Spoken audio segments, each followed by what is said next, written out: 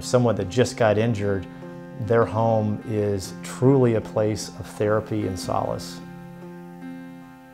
Our goal was to reinvent handicap accessible housing for wounded warriors and their families. I love that there are all these grab bars. We had to ask for grab bars. His bathroom's a little bit different. Oh man, look at that. A spot for your chair. A spot for your legs.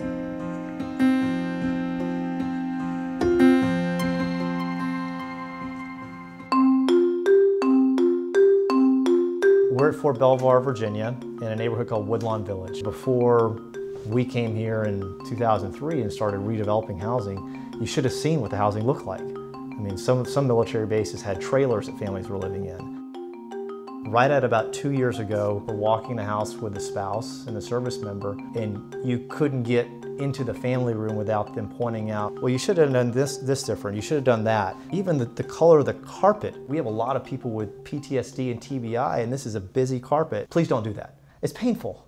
It's painful because, it hits you like, we missed the mark. We missed the mark.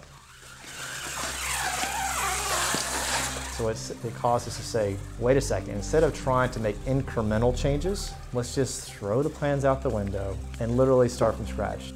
Let's start talking to wounded warriors. Let's start talking to their spouses. Let's start talking to their caregivers, doctors, and everybody to really understand what their true needs are. This here is absolutely spectacular. Right now, it's up way too high. He can't reach it. He couldn't do anything even if he wanted to. We did our own research and we realized, well, we can only go so far. So let's bring in some folks that really do this for a living and can focus on the end user. So as you look up and down this hallway where the living space is, so we signed up IDEO, who's a world-renowned design firm, and they were able to hone in for several months and talk to all these people that we had only talked to a handful of.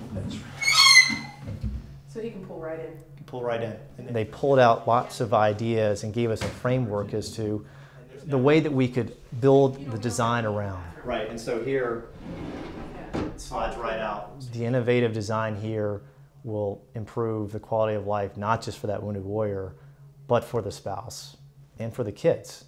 If you guys would have had this years ago, you don't even know. It's a struggle every day. We all put on a brave face, but it's not easy. To give us just a little bit of a life back. It's what we need.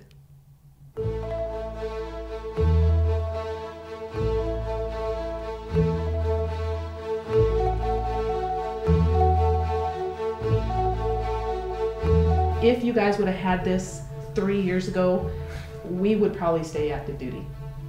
Another thing that inspired us was not only the impacts of what we're doing here today for our service members, but thinking about the rest of the world and an aging population in the United States.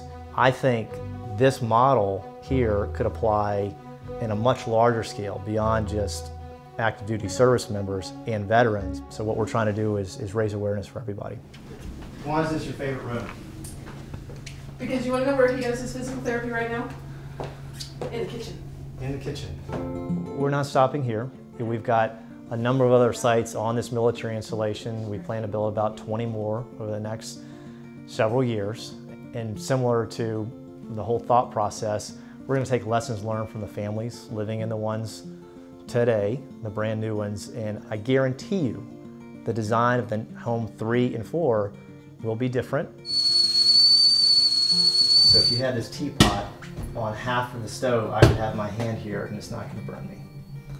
So if someone that doesn't realize if something's hot because of their injury, this helps hopefully help avoid burns, and that works for children too. Right. So, one of my big goals is to have our competitors taking our ideas. There's no profit motive in this. It's literally, we're just sharing them. We hope that people take these ideas and apply them elsewhere.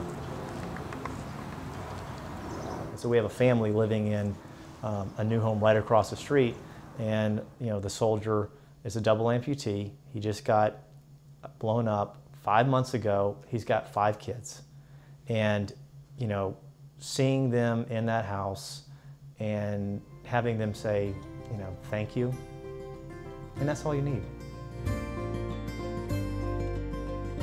I guess it's not about the medical part. It's about making that soldier feel at home again.